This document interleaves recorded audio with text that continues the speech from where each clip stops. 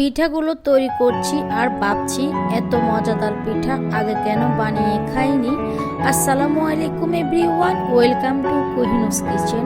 আজকে আমি আপনাদেরকে তৈরি করে দেখাবো চট্টগ্রামের ঐতিহ্যবাহী বিন্নি চালের পিঠা। বিন্নি চালের এই পিঠাগুলো খেতে অনেক বেশি মজা আর 1 মিনিটে 2টা থেকে 3টা পিঠা তৈরি করে নেওয়া যাবে। এই পিঠাগুলো তৈরি করা যেমন সহজ, খেতেও অনেক বেশি মজাদার। আশা করছি আজকের রেসিপি আপনাদের কাছে খুব ভালো লাগবে এবং সহজ লাগবে। রেসিপি ভালো লাগলে লাইক, কমেন্ট, শেয়ার করার অনুরোধ রইল। আর এখনো যারা আমার চ্যানেলটিকে সাবস্ক্রাইব করেনি, প্লিজ সাবস্ক্রাইব করে পাশে থাকা বেল আইকনটি ক্লিক করে রাখবেন। প্রথমে একটা মিক্সিং বলে আমি এখানে 2 কাপ চাল ভিজিয়ে রেখেছি। এগুলো হচ্ছে বিন্নির চাল, পোলাও চাল, আতপ চাল দিয়ে কিন্তু এই পিঠাগুলো হবে না। এই পিঠাগুলো তৈরি করতে হলে বিন্নি চালই লাগবে। বাজারে কিন্তু খুব সহজে এই চালগুলো কিনতে পাওয়া যায়। এবার এই চালগুলোকে আমি 2 থেকে 3 বার পরিষ্কার পানি দিয়ে ধুয়ে নিব। ধুয়ে এগুলোকে ভিজিয়ে রাখবো 2 ঘন্টার জন্য। আর এই বিন্নির চালগুলো একটু মোটাই হয়। 2 ঘন্টা পরে পানি থেকে আমি চালগুলোকে উঠিয়ে একটা স্ট্রেনারে পানি জড়তে দিয়েছি। জানার পরে চালগুলো ফুলে কিন্তু দ্বিগুণ হয়ে যায়। স্ট্রেনারে কিছুক্ষণ রেখে পানি জড়িয়ে নেওয়ার পরে এরকম একটা মোটা তাওয়ালের মধ্যে চালগুলোকে এভাবে ছড়িয়ে দিতে হবে। আপনারা চাইলে চালগুলোকে যে কোনো সুতি কাপড়ের মধ্যে এভাবে ছড়িয়ে রাখতে পারেন। এভাবে চালগুলোকে আমি 1 ঘন্টার জন্য প্যানের নিচে রেখে শুকিয়ে নিব। আপনাদের হাতের কাছে যদি রোদে দেওয়ার সুবিধা থাকে, রোদের পাশে রেখেও শুকিয়ে নিতে পারেন। চালগুলোকে 1 ঘন্টা পরে আমি একটা পাত্রের মধ্যে ঢেলে নিয়েছি। আর দেখতে পাচ্ছেন চালগুলো শুকিয়ে একদম জর্জরে হয়ে গিয়েছে। এবার আমি চালগুলোকে একটা ব্লেন্ডারের জারে নিয়ে নিচ্ছি, নিয়ে ব্লেন্ড করে নিব। আপনাদের হাতের কাছে যদি ব্লেন্ডারের জার না থাকে, শিলপাটাও বেটে নিতে পারেন। তো চালগুলো আমি ব্লেন্ড করে নিয়েছি। তো এভাবে করে আমি সবগুলো চাল ব্লেন্ড করে নিয়েছি। এবার আমি এখানে 1/4 চা চামচ দিয়ে দিচ্ছি লবণ। আর আমি রুম টেম্পারেচারে থাকা পানি নিয়ে নিয়েছি। অল্প অল্প করে পানি দিব। আর এই গুঁড়িটাকে আমি পানি দিয়ে ভিজিয়ে রাখবো। যেহেতু এটা ভেজা চালের গুঁড়া, তার জন্য পানি কিন্তু বেশি দিতে হবে না।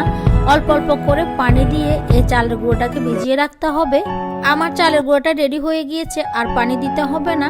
এবার কিছুটা গুঁড়া হাতে নিয়ে এভাবে মুঠ করলে যদি এটা শক্ত হয়ে যায়, আবার একটু চাপ দিলে এটা গুড়গুড়িয়ে পড়ে যায়, তাহলে বুঝতে হবে আপনার চালের গুঁড়াটা একদমই রেডি হয়ে গিয়েছে। এখানে আর কোনো পানির প্রয়োজন নেই।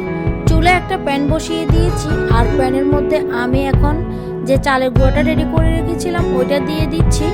এবার এটাকে প্যানের মধ্যে দিয়ে এভাবে চামচ দিয়ে ঘুরিয়ে একটা রুটির মতো করে নিতে হবে।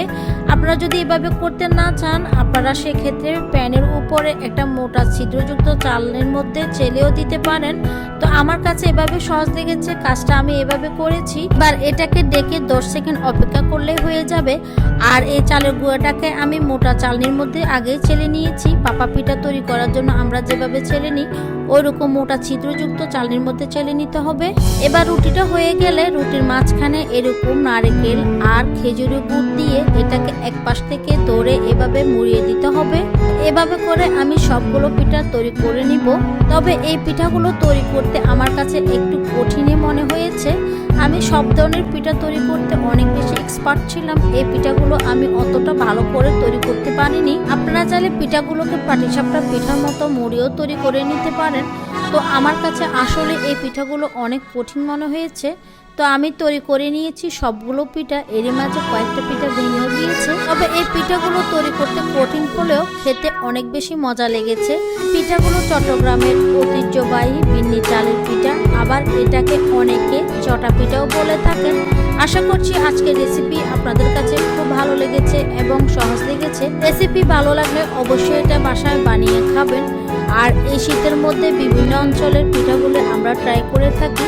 আমার কাছে চট্টগ্রামের এই পিঠাগুলো বেশি ভালো লেগেছে। আমার চ্যানেলে কিন্তু আরো অনেক ধরনের পিঠা রেসিপি আমি শেয়ার করেছি। চাইলে আমার চ্যানেলটা আপনারা ঘুরে আসতে পারেন, বিভিন্ন রকমের পিঠা রেসিপি পেয়ে যাবেন। তাহলে আজকের মতো এখানে বিদায় নিয়ে নিচ্ছি। সবাই অনেক বেশি ভালো থাকবেন। আল্লাহ হাফেজ।